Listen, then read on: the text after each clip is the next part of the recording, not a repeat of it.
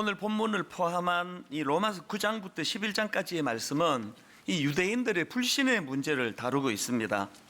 방금 읽은 본문에서도 마찬가지인데요. 본문 10장 16절에 보니까 그러나 그들이 다 복음을 순종하지 아니하였도다. 또 18절에 그러나 내가 말하노니 그들이 듣지 아니하였느냐? 그렇지 아니하니 그 소리가 온 땅에 퍼졌고 그 말씀이 땅 끝까지 이르렀도다 하였느니라. 또 21절에 이스라엘에 대하여 이르되 순종하지 아니하고 거슬러 말하는 백성에게. 지금 바울은 자기 동족 유대인들이 그 하나님께서 전해주시는 복음을 거부하고 불순종했다는 사실을 계속 지금 반복해서 피력하고 있는 것을 볼 수 있습니다. 그런데 사실은 이 로마서 9장부터 11장까지의 말씀이 이처럼 복음을 거부하는 유대인들을 향해 너희들의 책임이다, 이건 너희들의 문제다, 이걸 지적하는 것만 있는 게 아니고요, 또 그런 지적도 있지만 한편으로는 결국 자기 동족 유대인들이 결국은 복음을 듣고 돌아서게 될 것이라는 희망을 함께 피력하는 것, 그 바울의 심정이 녹아있는 게 이게 9장부터 11장까지의 말씀입니다. 오늘 본문 10장 14절 15절에서도 이런 바울의 심정이 묻어나는 것을 볼 수 있습니다. 그런즉 그들이 믿지 아니하는 일을 어찌 부르리요? 듣지도 못한 일을 어찌 믿으리요? 전파하는 자가 없이 어찌 들으리요?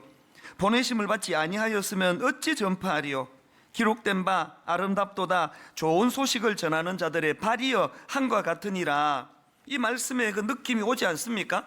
비록 그들이 지금은 복음을 거부하고 있지만 그렇다고 해서 그들에게 아예 복음을 전하지 않고 이제 그들은 끝났다라고 정지하면 안 된다는 바울의 마음이 여기 녹아있는 거 아니겠습니까?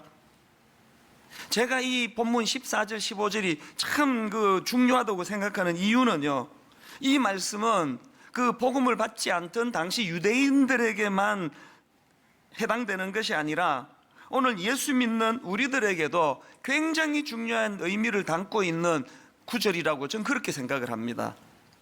왜 이 14절 15절 말씀이 그렇게 중요하냐? 그거는 이 말씀 속에는 이 영혼 구원과 관련해서 굉장히 중요한 두 가지 메시지가 여기에 담겨져 있기 때문입니다. 첫째로는요, 여러분 이 14절 15절 말씀에는 이 말씀 선포의 중요성, 이것이 강조되고 있기 때문에 믿는 우리도 이걸 귀담아 들어야 된다고 생각을 합니다. 14절을 다시 보십시오. 그런즉 그들이 믿지 아니하는 일을 어찌 부르리요? 듣지도 못한 일을 어찌 믿으리요? 전파하는 자가 없이 어찌 들으리요? 이 말씀 선포의 중요성을 계속 지금 반복해서 되뇌고 있는 거 아닙니까?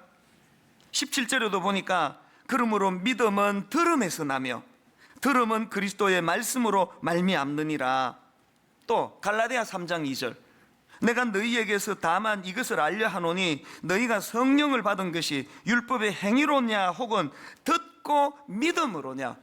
여러분 이 말씀 선포가 우리에게 일어나지 않고 이 말씀이 들려지지 않으면 우리는 내버려 두면 율법으로 흐를 수밖에 없다는 거예요. 자꾸 그 율법적으로 흘러가고 있다면 내가 지금 말씀이 잘 안 들리고 있다는 것을 자각해야 된다는 거예요. 제가 지난주 설교 말미에 잠깐 언급해 드렸던 거 기억나십니까? 딱 1년 전에 어느 가정에 그 30개월 된 아들이 갑자기 급성 백혈병 판정을 받아가지고 그렇게 항암 치료를 받고 있다는 그 어머니 이야기요. 제가 그 소식을 듣고 또 기도 부탁하시는 그분 기도를 제가 해드리겠다고 그래서 이제 뵙자고 했더니 그 전날 저한테 장문의 메일을 보내주신 거예요. 여러분 지금 그 30개월 우리나라 나이로 4살 아닙니까? 그 조그마한 아이가 갑자기 급성 백혈병으로 좀 투병하고 있다면 그것을 지켜보는 그 엄마 아빠의 그 마음은 그 절망 아니겠습니까? 그 한 달간 3번의 골수 검사, 4번의 척수 검사, 그 외에 수많은 정맥 주사, 근육 주사, 또 주사 맞기 전에 테스트 주사, 30개월 된 아이가 견디기에는 너무 버거운 시간을 보낸 거예요. 그 아이가 이제 그 주사만 들고 오면 공포에 질려가지고 막 비명을 지르고 그걸 지켜보고 있는 이 엄마의 마음이 어땠겠냐고요. 근데 저에게 보내온 편지 안에 그렇게 당연히 수없이 무너지고 좌절하고 낙심할 때가 많았지만 그 아픈 과정을 어떻게 견뎌냈는지를 이렇게 본인이 분석을 합니다. 편지 한번 내용을 들어보세요. 그렇게 1년의 시간이 흘렀습니다. 그 시간을 버틸 수 있는 힘이 되어준 몇 가지가 있었습니다. 그중 가장 먼저는 말씀입니다. 2016년 송구영신 예배의 말씀입니다. 지금 이 아이가 급성혈병 판정을 받은 직후예요. 이때가 2016년 송구영신 예배의 말씀입니다. 이날의 말씀은 저의 앞으로의 1년의 삶을 예고하는 예고편 같았습니다. 말씀을 듣는 동안 계속 눈물이 났습니다. 시시때때로 힘을 공급받는 한 해 되기를 말씀해 주시면서 시편 84편 6절 말씀을 주셨습니다. 그들이 눈물의 골짜기로 지나갈 때에 그곳에 많은 샘이 있을 것이며 이른 비가 복을 채워주나이다.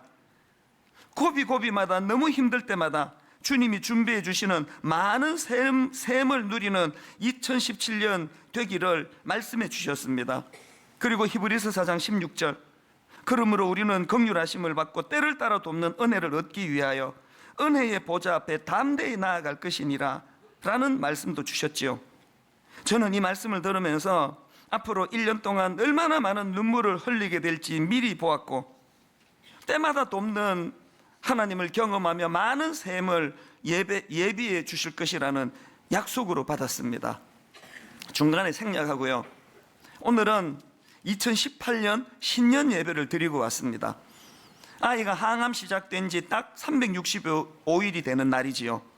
얼마 전부터 신년 예배가 너무 기다려졌습니다. 올해는 어떤 말씀으로 1년의 예고편을 보여주실지요. 역시나 1년 동안 저가 살아내야 할 방향을 하나님이 꼭 집어 알려주시는 말씀이었습니다. 오늘 신년 예배는 울지 않고 정직과 자족함을 다짐하며 마무리될 뻔했는데 견뎌내는 것이 사명이라는 마지막 말씀에 또 울컥하며 견디는 것밖에 못했던 지난 삶을 위로받고 또 한 해를 견뎌내자 다짐하게 되었습니다. 여러분, 지금 인간의 한계로는 이게 버티기 어려운 어린 아들의 그 투병 과정을 이렇게 견뎌낼 수 있는 힘이 말씀의 공급이었다, 말씀의 선포였다는 이분의 간증에 대해 여러분 어떻게 생각하십니까? 오늘 여러분 이분과 이 가정에 비해서 삶의 무게가 훨씬 가벼운 수많은 사람들이 그렇게 허덕허덕거리면서 인생길을 버거워하는 건 삶의 무게도 무겁지만 그것을 지탱할 수 있는 말씀 공급이 안 돼서 그런 건 아닙니까?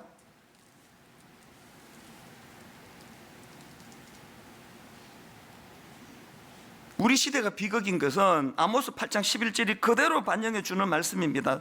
주 여호와의 말씀이니라. 보라, 날이 이를지라 내가 기근을 땅에 보내리니 양식이 없어 주림이 아니며 물이 없어 가람이 아니요 여호와의 말씀을 듣지 못한 기갈이라. 오늘 본문 말씀을 통해 영적으로 내가 이렇게 피폐해지는 것은 말씀을 듣지 않는, 말씀을 소홀히 여기는 그 유대인들과 같은 태도에서 기인하는 것을 자각하는 그런 저와 여러분 되시기를 바랍니다. 그런가 하면은 제가 오늘 본문 14절 15절 말씀이 중요하다 생각하는 이유는 이 말씀에는 보내심을 받은 자의 중요성을 강조하고 있기 때문입니다. 14절 15절 다시 보십시오. 그런즉 그들이 믿지 아니하는 일을 어찌 부르리요? 듣지도 못한 일을 어찌 믿으리요? 전파하는 자가 없이 어찌 들으리요? 보내심을 받지 아니하였으면 어찌 전파하리요? 기록된 바 아름답도다 좋은 소식을 전하는 자들의 발이여 함과 같으니라. 여러분, 그 선포되는 말씀이 너무 소중하기 때문에 그것을 선포하는 그 사람도 소중해지는 거예요. 그 아름다운 소식을 전하러 온 사람의 발도 그래서 아름답다는 거예요. 제가 보니까요, 그 말씀 전하는 저를 소중히 여기는 사람과 별로 소중히 여기지 않는 사람의 그 기준은요, 그분이 말씀을 얼마나 사랑하느냐에 달려 있더라고요. 그래서 저를 귀히 여겨주는 그런 분을 보면서 제가 우쭐하고 교만하면 저는 바보예요. 그건 저의 문제가 아니에요. 제가 소중하기 때문이 아니라 말씀을 소중히 여기는 그 사람은 그 소중한 말씀을 전하는 사람도 소중히 여긴다는 거예요. 그래서 종교개혁가 칼빈이 이런 말을 했습니다. 복음은 구름에서 비가 떨어지듯 우연히 임하는 것이 아니라 하나님이 보내신 곳에 사람들의 손을 빌어 전해진다. 이 참 의미 있는 말씀 아닙니까? 여러분, 우리 교회의 그 전폭팀이 그렇게 그 45분짜리 전문을 다 외우려고 애를 쓰고 그걸 외워가지고 공원을 찾아가고 분당에 있는 국군 수도통합병원에 가가지고 그 훈련 받다가 다친 젊은 군인들에게 초코파이 간식 사갖고 가가지고 그렇게 복음을 전하려고 애쓰는 이유는, 복음은 구름에서 비가 떨어지듯 우연히 전해지는 게 아니라 전하는 누군가의 입술을 통해서 전하기 때문이라는 거예요.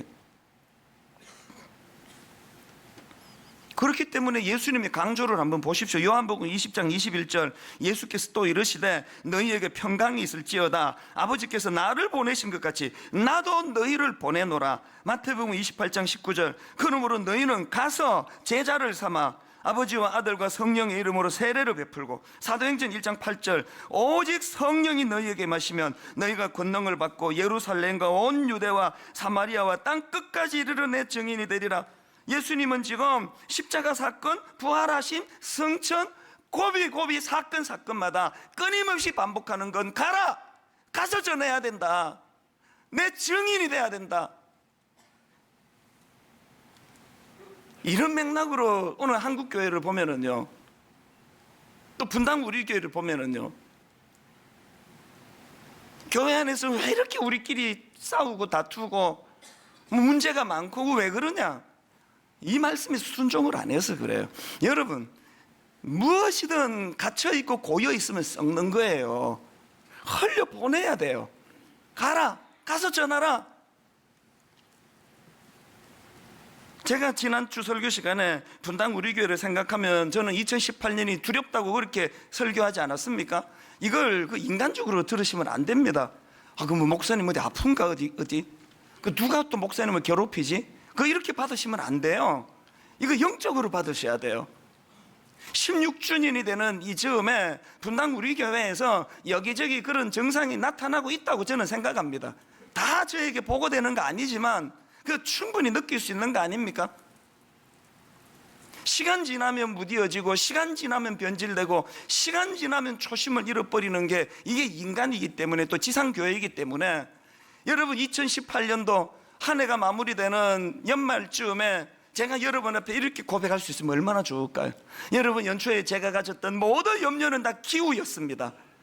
올 한 해 교회적으로 영적으로 충만한 부흥이 일어났습니다. 이렇게 고백하는 한 해가 되면 얼마나 좋을까요? 그러고 싶으세요? 그 소리 듣고 싶으세요? 가라, 가서 전하라. 고여두지 말고 이 고급 에너지를 주님의 명령을 따라 보냄을 받은 사명자로, 그 사명자로서의 자기 인식이 회복되기를 바랍니다. 우리 교회의 목회 철학 다 아시지 않습니까? 우리는 세상으로부터 부름받은 하나님의 백성이라는 이 자부심을 갖고 살아야 되지만, 또 다른 한편으로 우리는 세상으로 보냄받은 소명자라는 사실, 이걸 망각하는 순간 교회는 변질되게 될 줄로 믿습니다. 여러분, 그 서서평 선교사라고 들어보셨습니까? 미국 사람이에요. 독일계 미국 사람인데요, 이분이 1912년도 우리나라 최초의 간호 선교사로 파송받아 왔습니다. 그래서 전라도 광주 지역에서 선교 사역을 감당하신 분인데요, 이분은 미혼으로 32살에 한국 땅을 밟아가지고 평생을 독신으로 살았습니다. 그런데 너무 고맙게도요, 이 처녀 선교사가 14명의 한국 아이들을 입양을 해가지고 자녀 삼고, 그 14명의 아이 중에 하나이는 나병에 걸린 아이예요. 그리고 입술로만, 말로만 복음을 전한 게 아니라 온 그의 삶을 통해 그 14명의 아이를 친자식처럼 그렇게 키웠고요, 38명의 갈 곳 없는 여인들을 돌보아 주었고요. 여러분, 그 당시 우리나라가 얼마나 못 살던 나라입니까? 그 지지리도 가난한 나라, 그때 미국하고 한국의 이 소득 격차는요 비교가 불가능했을 정도 아닙니까? 그 부자 나라에서 와가지고요, 여러분 이 서서평 선교사가 우리나라에서 죽었는데 죽은 원인이 뭔지 아십니까? 영양실조로 죽었답니다. 영양실조. 과로로 죽었답니다. 이분이 죽을 당시 남은 재산 전율이 느끼시더라고요. 이분이 죽고 자기 재산을 정리하니까요, 담요 한 장, 일주일 싹세 해당되는 7전, 요즘으로는 얼마쯤 됩니까 이게? 그리고 옥수수 가루 0.4리터, 옥수수 가루 0.4리터면 이게 몇 끼가 나오는 식량이에요? 입으로만 예수 믿어라 전한 게 아니라 자기 온 전부를 다, 그래서 영양실조 걸려서 죽은 선교사예요. 분당 우리 교회가 복지재단을 왜 운영한다고요? 한마음 복지관이라고 우리나라 단일 규모로 최대 규모의 장애인 복지관을 교회가 왜 운영해야 되느냐고요? 왜 지난 25일 수억 원의 성탄헌금을 고스란히 약한 기관과 이웃과 그곳에다가 다 우리가 다 드려야 되냐고요? 어떤 분이 저한테 따지더라고요. 목사님, 교회가 굳이 하는 데입니까? 맞습니다. 교회 굳이 하는데 맞습니다. 여러분, 교회가 자선단체스라가 아니라요, 그 서서평 선교사가 보여주는 그분을 통하여 예수님을 알고 믿게 된 수많은 열매들을 보는 것처럼 오늘 우리가 입으로만 떠들어대면서 예수 전하니까 지금 복음의 문이 닫혀버린 거 아닙니까? 니들은 말만 갖고 떠드는 거 아니냐. 교회 하면 떠오르는 이미지가 탐욕, 특히 대형교회 하면 떠오르는 그 탐욕적인 이미지, 뭐 이런 것들이 이게 뭐 보통 심각한 문제입니까 이게? 이래가지고 복음이 전해지겠냐고요. 구제 더 많이 해야 돼요. 힘에 겹도록 해야 돼요. 왜? 우리 오해를 풀어야 되니까. 제가 지금 예수 팔아가지고 장사하는 사람입니까? 여러분, 자기 전 재산을 다 정리를 해보니까 담요 한 장, 일주일 싹세 해당되는 7전, 옥수수 가루 0.4리터. 오늘 우리가 하나님 앞에 회개하고 또 회개해야 되는 거는, 나는 부름을 받았다는 소명자라는 인식도 없을 뿐만 아니라 전부 그냥 말만 가지고 그냥 떠들어대고 있으니까 지금 복음의 문이 지금 심각하게 다, 특히 젊은이들은 있는 애들 다 떠나요. 내 교회에 내 학을 떼겠다, 학을. 진짜 저 주둥이만 살아있는 것들이 모여가지고 목사부터 그냥 떠들어대고 있으니까 내가 질려버렸다, 이렇게 하면서 지금 교회를 떠나고 있는 현실이에요. 다시 말씀드려요. 교회가 구제하는 데라고요? 맞습니다. 구제하는 데 맞습니다. 주님이 고아와 과부를 돌보라고 말씀하셨고, 그렇게 온 전심을 다하여 섬기는 그곳에 복음의 능력이 나타나기 때문에 해외 선교, 더 많은 의사분들이 이번 여름에 동남아시아 가난한 데로 가셔야 됩니다. 더 많은 우리 이웃사랑부, 복지재단, 해외 선교 아끼지 않고 교회 유지하는데 돈이 자꾸 많이 들어가는 것 자체가 그 지금 변질되고 있는 거 아닙니까? 할 수 있는 대로 교회 유지하는 데는 줄이고 이거를 구제하는데, 선교하는데, 왜? 주님이 계속 우리에게 요구하시는 게 네가 복음을 들고 보냄을 받은 자로서의 소명을 인식해야 된다. 페이스북 같은데, 우리 교회 게시판 같은데 억장이 무너지는 저를 비판하는 그 앞에 저는 속이 없어서 대응 안 하는 줄 아십니까? 이런 악물고 참고 또 참는 이유는 내가 말씀을 전하는 자이기 때문에, 어떤 억울한 일이 있어도 그걸 맞대응하면서 진흙탕을 뒹굴면은 복음 전하는 데 지장이 되기 때문에 날마다 기도해요. 아버지, 내 자존심을 밟아주세요. 나는 자존심이 없는 인간이 되기를 원합니다. 왜? 소명자는 그래야 되니까요. 우리에게 이런 자기 인식이 있습니까? 오늘 여러분 로마서 10장 14절 15절 말씀을 마음에 소중히 여기고, 우리 모두가 다 그저 그렇게 되는 대로 사는 존재가 아니라 나는 소명을 받은 존재다, 나는 보내심을 받은 존재다, 이런 자기 인식이 회복되는 저와 여러분 되시기를 바랍니다. 이렇게 여러분, 우리가 보내심을 받은 자로서 자기 인식을 가지기 원하신다면 그런 자들이 기억해야 될 두 가지 꼭 마음에 유념하셔야 됩니다. 첫째로요, 여러분 보내심을 받은 자로 살기 원합니까? 영혼을 향한 열정을 회복하시기 바랍니다. 열왕기하 7장에 보면요, 이스라엘이 엄청난 비극의 역사가 기록되어 있습니다.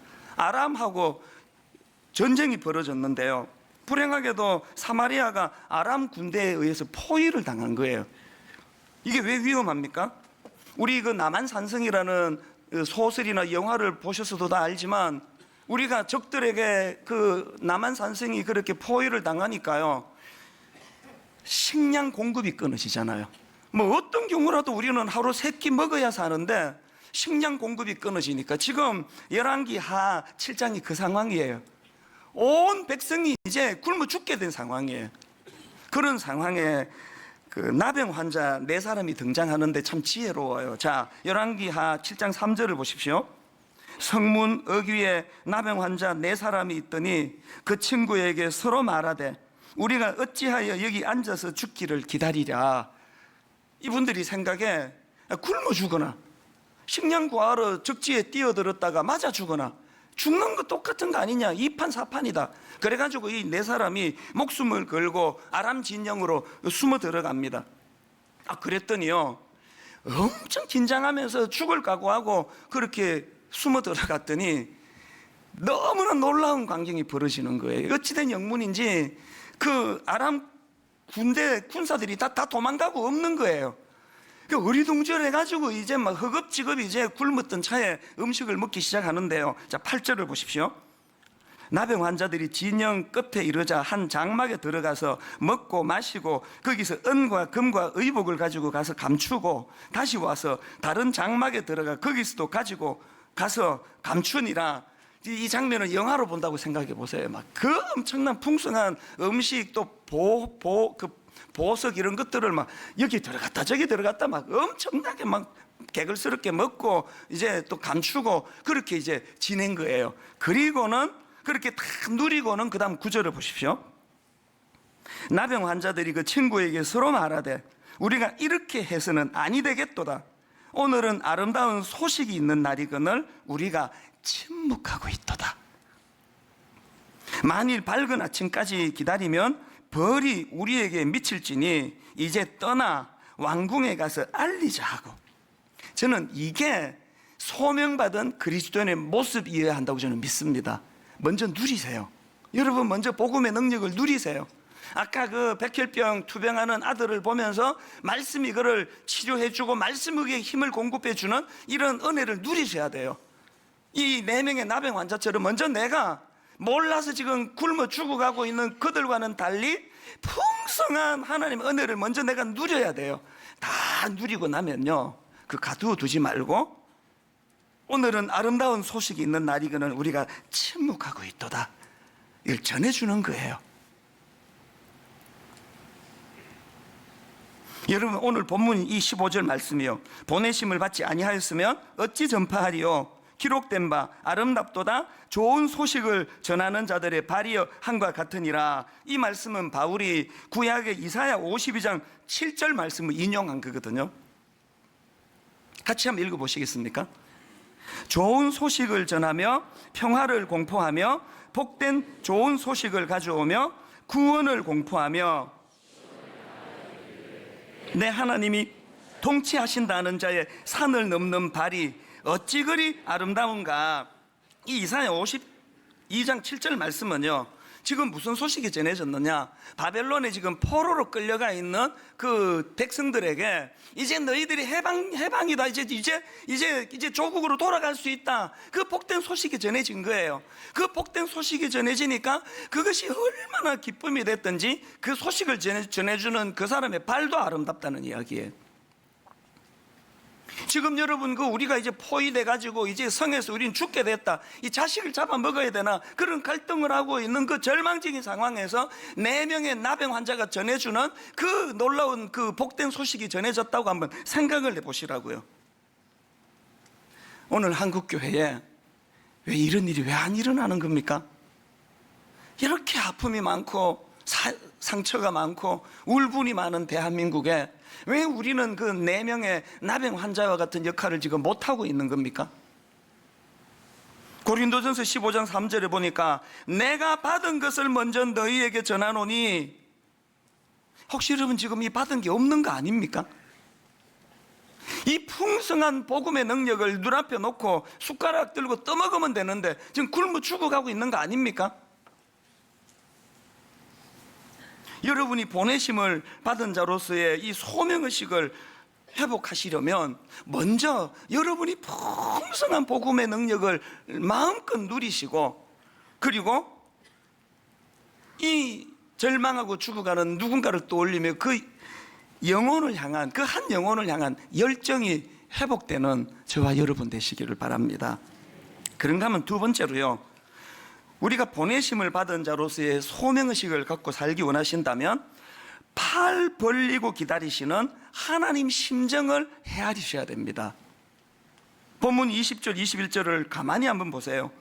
이사야는 매우 담대하여 내가 나를 찾지 아니한 자들에게 찾은 바 되고 내게 묻지 아니한 자들에게 나타났노라 말하였고, 이스라엘에 대하여 이르되 순종하지 아니하고 그슬로 말하는 백성에게 내가 종일 내 손을 벌렸노라 하였느니라.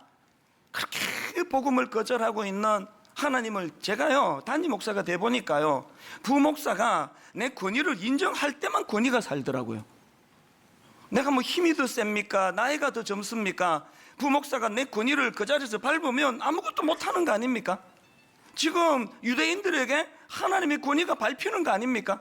그렇게 거절하는 유대인들을 향하여 자존심 다 버리고 팔 벌려 기다리고 계시는 이 눈물 나는 하나님의 모습이 여러분 머릿속으로 좀 그려지시기를 바랍니다. 여전히 거절하고 있는, 내 권위를 밟아버린 그 유대인들을 향하여 여전히 팔 벌려 기다리고 계시는 이 하나님의 마음이요. 기독교 미래학자입니다. 레너드 스윗 박사가 교회를 4종류로 나눌 수 있다, 그렇게 말을 했는데요, 제가 보니까 이게 시차적으로 변해가는 단계더라고요. 교회가 처음 개척이 됐다. 그러면 이 4단계 중에 첫 번째 단계가 뭘까요? 미셔널 처치예요. 우리말로 선교적 교회. 그야말로 처음에 교회를 개척하면 누가 밥벌이 하려고 교회를 개척하겠습니까? 이 복음을 전하는 교회가 돼야 되겠다, 가슴이 뜨겁고, 그래서 요한복음 21장에 20장 21절에 나도 너희를 보내노라, 마태복음 28장 19절에 너희는 가서 제자를 삼아, 이런 말씀이 충만했단 말이에요. 그렇게 충만했던 미셔널 처치, 선교적 교회가 시간이 지나면 어떻게 변해가느냐? 미니스트리 처치. 미국 사람이니까 이제 영어로 설명한 거 아닙니까? 우리말로 하면은 목회적 교회예요. 목회적 교회가 되면은요, 선교적인 사명은 잃어버리고 이 사역 중심의 교회로 전락을 하는데, 사역 중심으로 교회가 전락을 하면은 찾아오는 건 일에 대한 피곤함이에요. 성가대도 피곤하고, 주차 봉사는 말로 다 할 수가 없고, 주일학교 교사 뭐 다 피곤해요. 일 중심이 되면. 그래가지고 이제 저녁에 집에 가면은 막 전부 이게 무슨 이게 뭐 주일날이냐, 이게 축일날이냐, 이 피곤해 죽겠다, 이거 그만둬야지, 이거 못해 먹겠다, 이런 증상이 나타나는 거는 사명은 잃어버릴 때예요. 이렇게 미셔널 처치가 미니스트리 처치로 전락을 했다가 또 시간이 지나면 이 미니스트리 처치가 어떻게 변하느냐? 메인터넌스 처치, 우리말로 현상 유지적 교회로 전락을 한다는 거예요. 이 단계가 되면요, 뭐 부흥, 성장, 이건 이제 교회에서 듣기가 좀 어려워요. 이제 아까 그 목회적 교회에서 이미 이제 피곤해 쩔고, 또 이제 그 고린도 교회처럼 이제 그 은사 싸움을 해요. 뭐 네가 잘났니? 내가 성가대니? 내가 최고야? 뭐 너 미쳤냐? 내가 최고야. 나 없으면 우리 성가대 문 닫을 거야. 막 계속 싸우고, 그러다가 열받아가지고 나 그만둘 거야. 그러고 뭐 피곤해서 그만두고, 이제 계속 그만두고 하면은 이제는 현상 유지적 교회는요, 뭐 소명을 가지고 뭐 해외 선교의 꿈도 못 꿔요. 교회 유지하는데 급급한다. 유지하는데 솔직히 말해가지고 여러분, 오랜 역사를 갖고 있는 주변의 교회를 들여다보면 이런 정상에 빠져 있는 교회가 생각보다 많습니다. 그렇게 하고 마지막 네 번째 단계가 입에 담기도 민망해요. 미셔널 처치에서, 미니스트리 처치에서, 메인터넌스 처치에서 마지막으로 전락하는 건 뮤지엄 처치예요. 뮤지엄, 박물관 교회. 여러분, 우리 형님 교회 유럽에, 미국에 많이 보는 거 아닙니까? 유럽의 볼거리는 다 그 성당, 교회인 거 아시잖아요. 저는 이런 면에서 분당 우리 교회는 정말 좋은 선택을 한 것 같아요.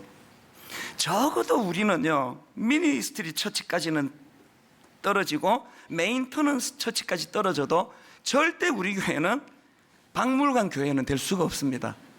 건물이 없는데 무슨 박물관 교회를 합니까?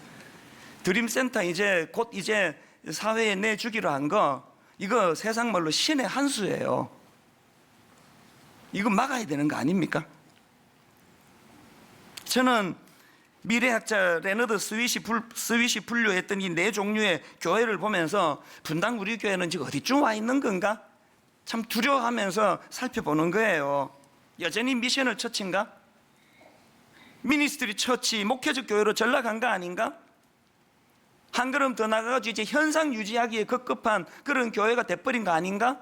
이거 내버려 두면 박물관 교회가 되는 거 아닌가? 두려우시면요,